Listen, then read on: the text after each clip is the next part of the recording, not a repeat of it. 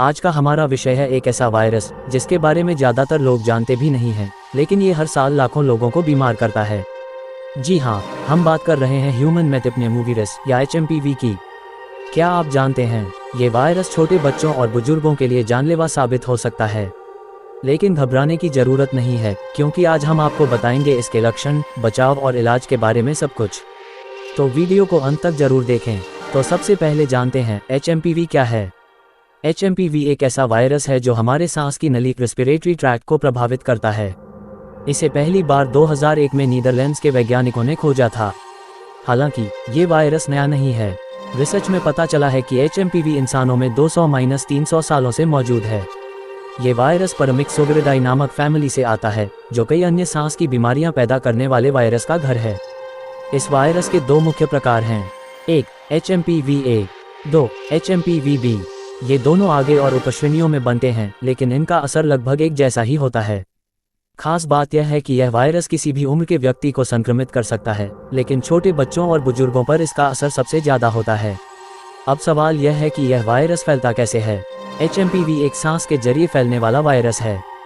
जब कोई संक्रमित व्यक्ति खांसता या छींकता है तो हवा में ड्रॉपलेट्स फैलते हैं, जो दूसरों को संक्रमित कर सकते हैं। इसके अलावा संक्रमित सतहों को छूने के बाद अपनी आंखों, नाक या मुंह को छूने से भी यह वायरस फैल सकता है। अगर आप भीड़ भाड़ वाले इलाके में बिना मास्क के जा रहे हैं या सफाई का ध्यान नहीं रखते तो आप इसके शिकार हो सकते हैं। ध्यान दें, ये वायरस फ्लू और RSV जैसे अन्य वायरस की तरह ही सर्दियों और वसंत के मौसम में तेजी से फैलता है। अब बात करते हैं HMPV के लक्षणों की। इसके लक्षण हल्के से लेकर गंभीर तक हो सकते हैं। हल्के लक्षण: नाक बहना, हल्की खांसी, हल्का बुखार, गले में खराश, लेकिन कुछ मामलों में ये वायरस बहुत गंभीर रूप ले सकता है। गंभीर लक्षण: सांस लेने में दिक्कत, छाती में जकड़न, ब्रोंकियोलाइटिस यानी फेफड़ों की नली में सूजन, निमोनिया, हाइपोक्सिया ऑक्सीजन की कमी। छोटे बच्चे, बुजुर्ग और कमजोर इम्यूनिटी वाले लोगों में ये लक्षण जानलेवा हो सकते हैं, खासकर अगर मरीज को पहले से अस्थमा या COPD जैसी समस्याएं हैं। अगर किसी को HMPV का शक हो तो इसका पता लगाने के लिए डॉक्टर कई टेस्ट करते हैं। 1 RT-PCR टेस्ट, ये सबसे सटीक तरीका है जो वायरस के RNA की पहचान करता है। 2 इम्यूनोफ्लोरेसेंस टेस्ट, इसमें शरीर में मौजूद एंटीबॉडी का इस्तेमाल होता है। 3 एक्सरे और CT स्कैन, अगर मरीज के फेफड़ों में संक्रमण का अंदेशा हो तो यह मददगार है।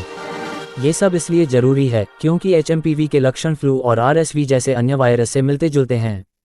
सही टेस्ट से ही सही इलाज किया जा सकता है। अब सबसे अहम बात, इसका इलाज क्या है। दुर्भाग्यवश HMPV के लिए अभी तक कोई स्पेशल दवा या वैक्सीन उपलब्ध नहीं है, लेकिन घबराएं नहीं, इसका इलाज संभव है। हल्के मामलों में आराम करें, खूब पानी पिएं और बुखार या दर्द के लिए पैरासिटामोल लें।